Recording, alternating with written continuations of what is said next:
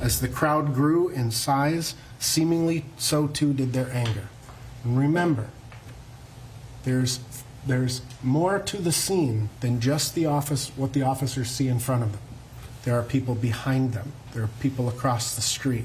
There are cars stopping, people yelling. There is a growing crowd and what officers perceive to be a threat. They're called names. You heard them this morning. A fucking bum. They're screaming at him, causing the officers to divert their attention from the care of Mr. Floyd to the threat that was growing in front of them. At this location, questions emerge about the reasonableness of the use of force. And this will ultimately become one of the decisions that you have to make.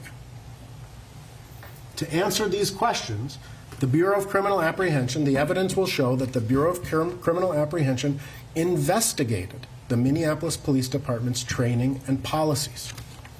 You will learn about things such as the authorized use of force, proportionality of force, excited delirium, defensive tactics, including prone handcuffing, neck restraints, maximal restraint technique, the swarm technique. You will learn about rapidly evolving situations and the Minneapolis Police Department's decision-making model.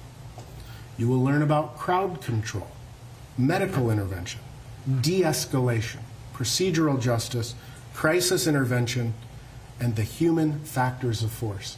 That is, what happens to a police officer or any person when they are involved in a high-stress use of force situation. And you will learn that Derek Chauvin did exactly what he had been trained to do over the course of his 19-year career. The use of force is not attractive, but it is a necessary component of policing.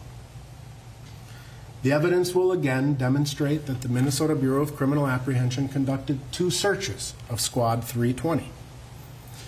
You will learn that in the second search of Squad 320, agents recovered several pieces of partially dissolved pills.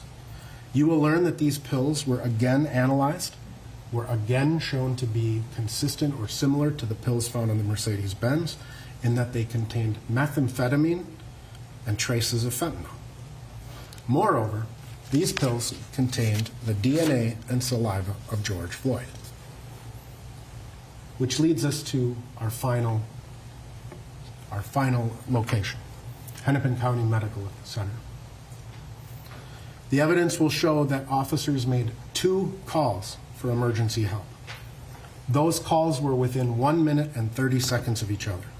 The first call, officers called for paramedics to arrive code 2 because Mr. Floyd had a nose injury. He was bleeding from the nose.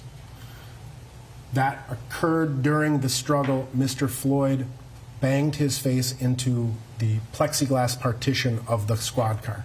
You will see the blood evidence in the squad car.